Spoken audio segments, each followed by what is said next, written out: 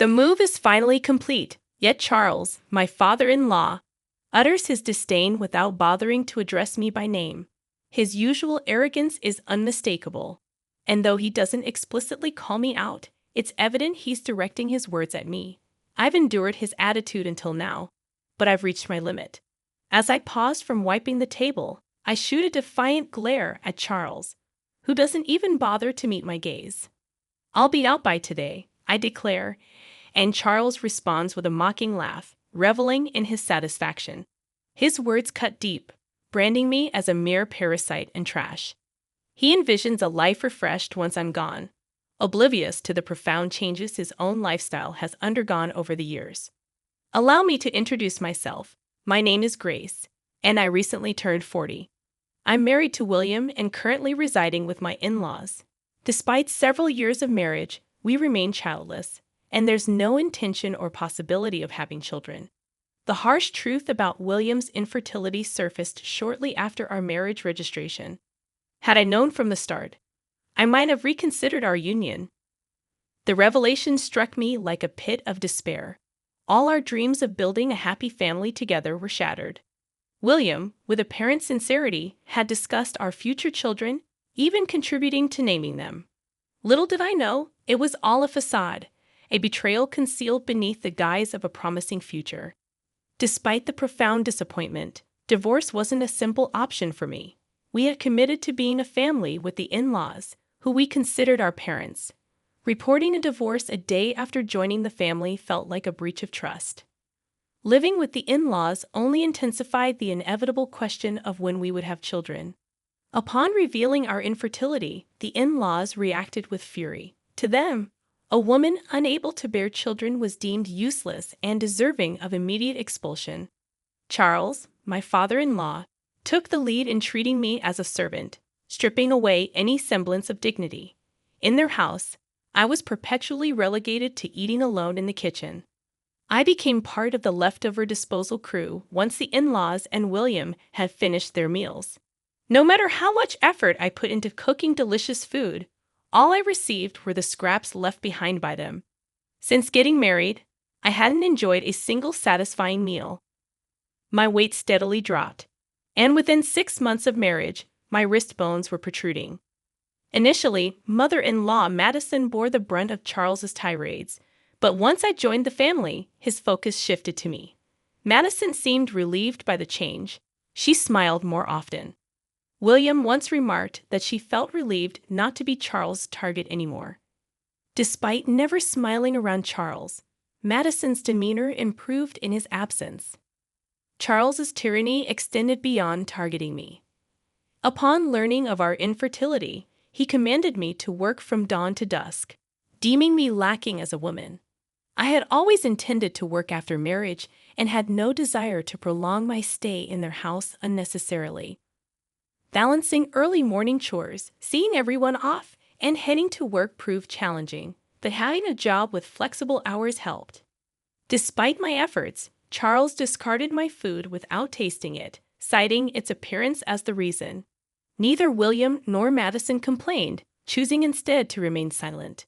Despite my grievances, conversations during meals were sparse, and I often wondered if they truly enjoyed eating in silence. I had no choice but to maintain a facade of harmony with the in-laws, playing the role of a dutiful wife. As someone without parents, the weight of divorce seemed unbearable. However, Charles's demand that I contribute all my earnings to the household expenses crossed the line. While I intended to contribute, his insistence on full control over my earnings felt absurd. Protesting was futile. Charles's decisions were absolute. It seemed easier to comply, appeasing him and sparing myself the sight of Madison and William's saddened expressions. The root of the marital issues lay with Charles, whose oppression and torment overshadowed everything else. While Madison used to manage the household finances, the responsibility fell on me after marriage, a task I found overwhelming. "Isn't this too much for Grace?" Madison dared to question, only to be silenced by Charles's authoritative command to shut up.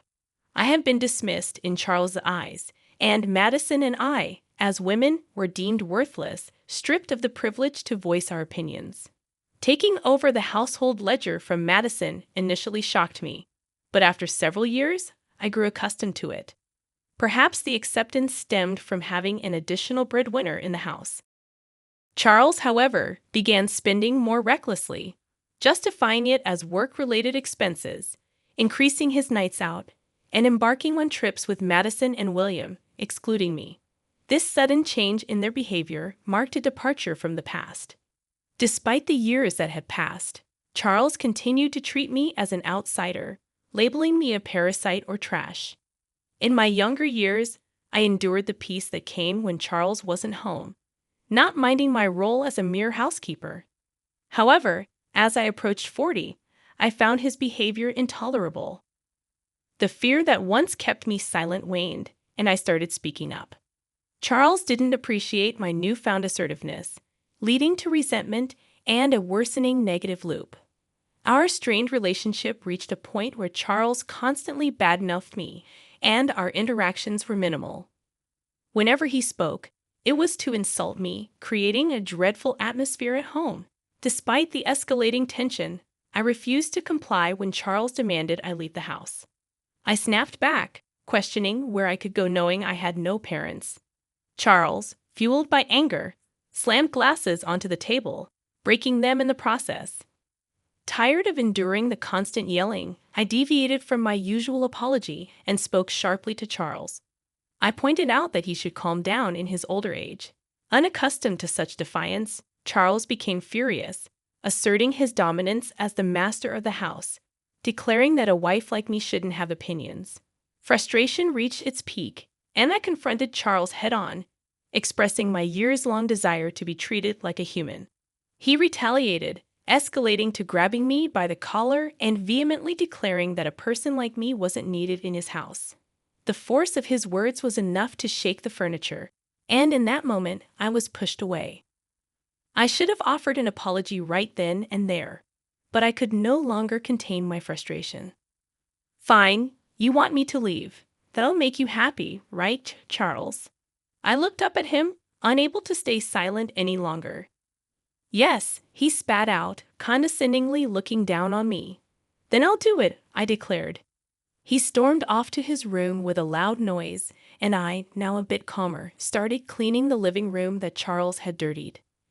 Madison came to check on me with a worried look, but she left without saying anything, returning to her room. I felt like I had no place in this house anymore. Neither William nor Madison would protect me, and years of endurance exploded, making me feel even more isolated. The next day, as usual, I got up early and began my routine. Charles woke up and entered the living room, sitting on the sofa, leaning back, and spreading the newspaper without even glancing at me. Then, without looking up, he asked, "Finished moving yet?" There was no way I could have moved out so soon after yesterday's events. I didn't even think he was serious. I thought it was just a drunken outburst, not something he meant. This was about leaving the house, right? "When will you leave?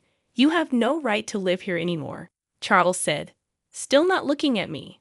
I stopped wiping the table and turned to face him. If he was serious about wanting me to leave, then I would respond seriously. "I'll be out by today," I declared. Madison, who was listening nearby, froze, her worried gaze falling on me. It was clear that once I left, Charles would target Madison again, and she didn't want me to go. However, Charles insisted on my departure, and I had no other option. Charles laughed loudly, likely satisfied that he was getting his way. I rushed out of the living room, quickly packed my things, and left the in-laws' house. I hadn't decided where to go, but I felt liberated. I sent a message to William, who was already out, asking him to divorce me. A lawyer would contact him, and then I turned off my phone. Over the next few days, I found a lawyer and had them contact William and the in-laws. Charles, thinking divorce was inevitable, pressured William into signing the papers quickly. Despite William's reluctance, he signed the agreement under Charles's glare. I signed in front of the lawyer, and the divorce was finalized. We completed the distribution of property, and I was able to claim a settlement for Charles's harassment, which I had recorded. It was worth paying for a lawyer instead of fighting alone. Charles, concerned about his public image, avoided any complications by involving lawyers. Knowing exactly how much money Charles had from managing the household finances, I suggested an amount he could just about afford. With the property distribution and harassment settlement paid in full, I started a comfortable life in my own apartment. I used to hate being alone before marriage, but after living with the in-laws and getting divorced, I embraced the newfound freedom. I've grown to appreciate the solitude of my own time, cooking meals for myself.